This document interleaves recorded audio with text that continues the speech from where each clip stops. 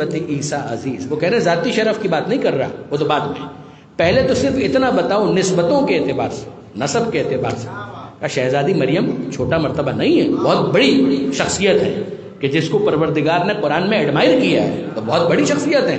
ان کا رتبہ کم کرنا مقصود نہیں ہے، مگر مریم مریم ہے، فخر مریم فخر مریم.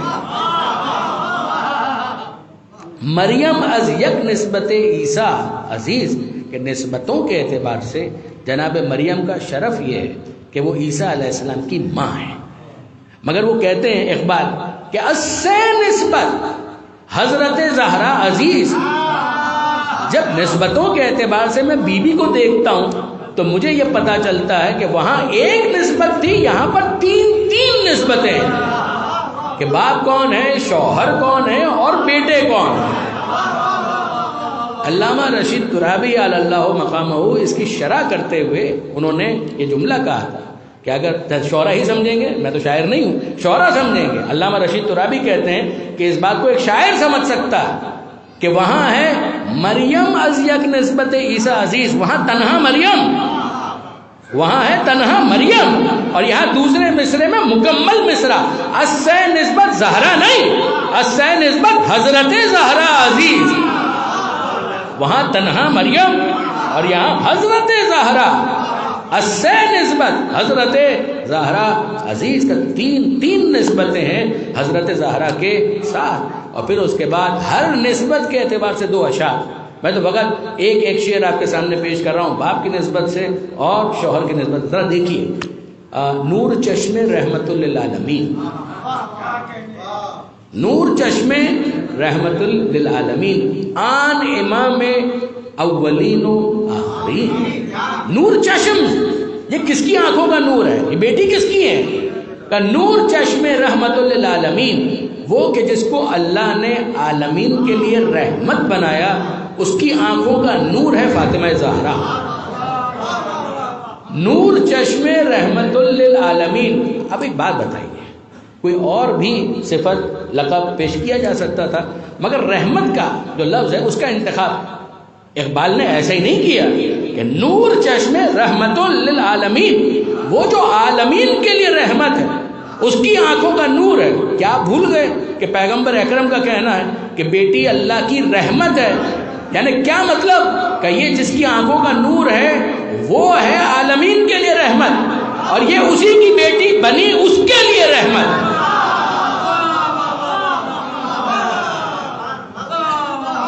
کہ نور چشم رحمت للعالمین آن امام اولین و آخرین. دوسرا شعر چھوڑ رہا ہوں اب آئیے مولا کے حوالے سے. بانو آن تاجدار حل عطا، یہ زوجہ کس کی ہیں؟ کہ بانو آن تاجدار حل عطا، یہ زوجہ ہیں ان کی جس کے سر پر حل عطا کا تاج ہے. دیکھیے واقعہ عجیب ہے. بانو آن تاجدار حل عطا، سورہ حل عطا جن کی شان میں نازل ہوا، ان کے سرخیل، ان کے سردار ہیں مولا کائنات، کہ ان کے حرم میں ان کی زوجہ ہونے کا شرف حاصل ہے جناب سیدہ بانو آن تاجدار حل عطا. میں نے بہت سوچ سمجھ کر یہ جملہ کہا تھا جو پہلے بھی کہا، ذرا غور کیجیے گا. بات کیا ہے؟ بات یہ ہے کہ حل عطا کا سورہ اہل بیت کی شان میں نازل ہوا. یہ بعض کم ظرف مفسرین کو ہضم نہیں ہوگا، میں ان کے نام نہیں لے رہا لیکن آپ کو مل جائے گا. اچھا اب اس پر شکوہ ایک طرح سے اقبال ان کی رد کر رہے ہیں کہ تم نہیں مانتے، نہ مانو، میں مانتا ہوں. اقبال شیعہ نہیں ہے، اقبال شیعہ نہیں ہے، مگر بہرحال محب اہل بیت ہے، تفضیلی ہے. خود ان کا وہ شعر ہے اس کی طبیعت میں تشیع بھی ذرا سا. شیعہ نہیں ہے اس کی طبیعت میں تشیع بھی ذرا سا. کہ کیوں؟ کہ تفضیل علی ہم نے سنی اس کی زبان، کہ ہم نے علی کی فضیلت اس کی زبان سے سنی ہے. ایک مولوی صاحب کا تذکرہ کر رہے ہیں وہ اقبال، اپنا تعارف کروانے کے لیے کہ اقبال کون ہے اس کی طبیعت میں تشیع بھی ذرا سا، کیونکہ علی علی کرتا ہے. تفضیل علی ہم نے سنی اس کی زبانی. تو علامہ اقبال کہتے ہیں بانو آن تاجدار حل عطا. اب اقبال جو سمجھانا چاہ رہے ہیں نا وہ یہ کہ جناب سیدہ کا یہ شرف ہے کہ وہ جناب امیر کی زوجہ ہیں، لیکن امام شافعی کچھ اور کہہ رہے ہیں۔ امام شافعی، ابھی دوسرا مصرع باقی ہے مگر ذرا غور کیجیے گا اور رکیے گا، امام شافعی وہ بھی شیعہ نہیں ہے نا، عجیب بات، امام شافعی شیعہ نہیں ہے۔ اب ان کا شعر سنیے، ان کو بھی تانے دیے جاتے تھے، یہ شیعہ ہو گیا، شیعہ ہو گیا، شیعہ ہو گیا، علی علی کرتا ہے، اہل بیت کا ذکر کرتا ہے، ان کو بہت تانے دیے گئے۔ تو امام شافعی نے ایک شعر یہ کہا، الا ما و حتی متا۔ علماء کرام تشریف فرمائے، ذرا آپ دیکھیں واقعاً الا ما و حتی متا، یہ پہلا مصرع ہے، کب تک آخر کب تک؟ وہ فرسٹریٹ ہو کر اضطراب کہ ارے بھائی کیا ہے، میں نے کیا ایسا کہہ دیا، الا ما کب تک وہ حتی متا، آخر کب تک، اعاتب فی حب ھذا الفتى، اس جوان کی محبت پر کب تک مجھے برا بھلا کہا جائے گا۔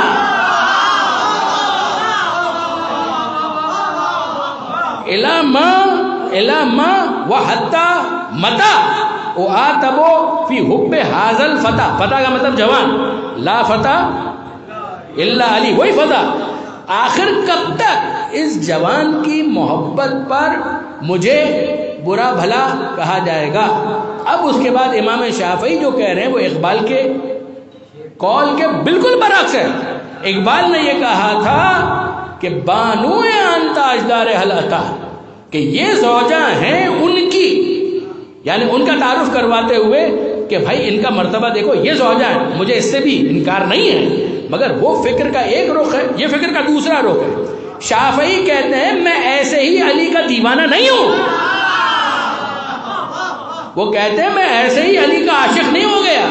الا ما وحتی متا، کب تک آخر کب تک، اعاتب فی حب ھذا الفتى، اس جوان کی محبت پر آخر مجھے کب تک معتوب کیا جائے گا، میں ایسے ہی علی کا دیوانہ نہیں ہوں۔ حل زوجت فاطمہ غیرہ، کیا زہرا کا شوہر ہونے کا شرف کسی اور کو بھی ملا؟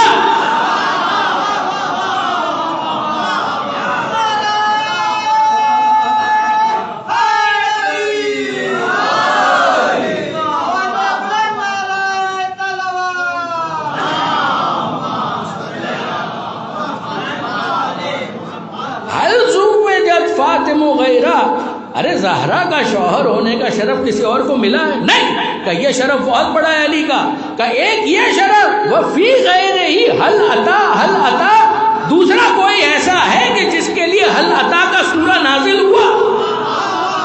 کہ ایک یہ وجہ کہ زہرا کے شوہر ہیں، دوسری یہ وجہ کہ حل عطا کے تاجدار ہیں۔ تو یہاں پر تو یہ دونوں بالکل ایک پیج پر آ گئے۔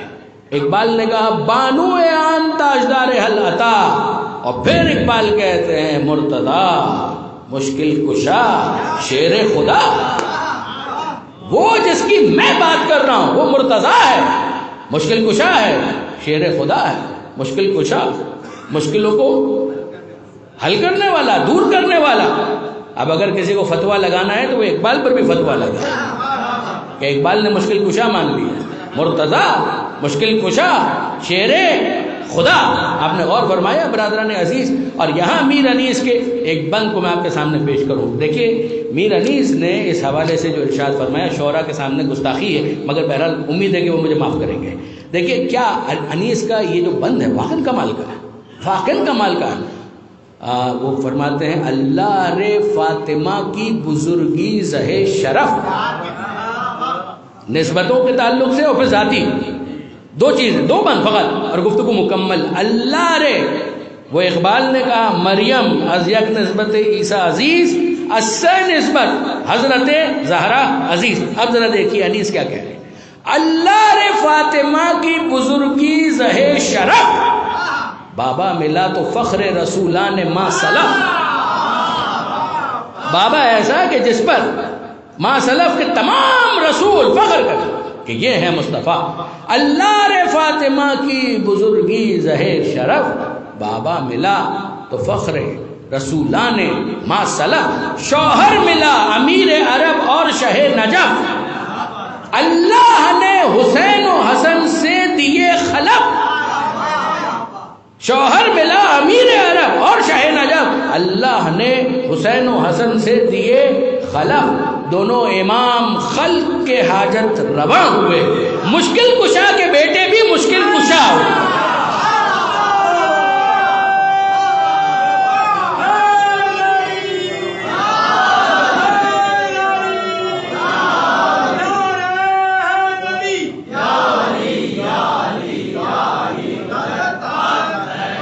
وہ اقبال نے کہا مرتضیٰ مشکل کشا شیر خدا علی کے تعارف میں، اور یا انیس کہہ رہے ہیں دونوں امام خلق کے حاجت رواں ہوئے، مشکل کشا کے بیٹے بھی مشکل کشا ہوئے۔ اور جب ذاتی کمالات لکھنے کے لیے انیس نے قلم اٹھایا تو خود کو ڈانٹ دیا۔ زجر و توبیخ کی عجیب منزل ہے۔ ہاں اے زباں خاموش، ادب کا ہے یہ مقام۔ کس کے کمالات لکھنے کے لیے قلم اٹھایا ہے؟ تجھ میں یہ طاقت ہے، مجال ہے۔ ہاں اے زباں خاموش، ادب کا ہے یہ مقام، کوثر سے منہ کو دھولے تولے فاطمہ کا نام۔ زبان نجس میں یہ طاقت کہاں سے آ گئی کہ وہ شہزادی کا نام لے رہا ہے؟ کوثر سے منہ کو دھولے، کوثر سے منہ کو دھولے تولے فاطمہ کا نام۔ اے دل بجز درود نہ کچھ کیجیو کلام۔ کہ تو کہنا چاہتا ہے، سوچنا چاہتا ہے، لکھنا چاہتا ہے، کہ نہ سوچنا ممکن، نہ کہنا ممکن، نہ لکھنا ممکن۔ انہوں نے کہا میں کہنا چاہتا ہوں، ہاں اے زباں خاموش، ادب کا ہے یہ مقام، کوثر سے منہ کو دھولے تولے فاطمہ کا نام۔ کہ میں سوچنا چاہتا ہوں، اے دل بجز درود نہ کچھ کیجیو کلام۔ کہ میں لکھنا چاہتا ہوں، اے کلک اپنے سر کو جھکا دے با احترام۔ قلم کلک قلم رکھ دے، جھک جا، یعنی کیا مجال کے کرتاس پر تو کچھ قلم کر سکے، رقم کر سکے، کچھ قلم بند نہیں کر سکتا۔ اے کلک اپنے سر کو جھکا دے با احترام، رکھ دے قلم۔ واپس سنیے گا، ہاں اے زباں خاموش، ادب کا ہے یہ مقام، کوثر سے منہ کو دھولے تولے فاطمہ کا نام۔ اے دل بجز درود نہ کچھ کیجیو کلام، اے کلک اپنے سر کو جھکا دے با احترام۔ کاغذ پہ پہلے سورہ مریم کو دم کروں، میں لکھوں گا مگر کاغذ پہ پہلے سورہ مریم کو دم کروں، تب فاطمہ کی عصمت و عفت رقم کروں۔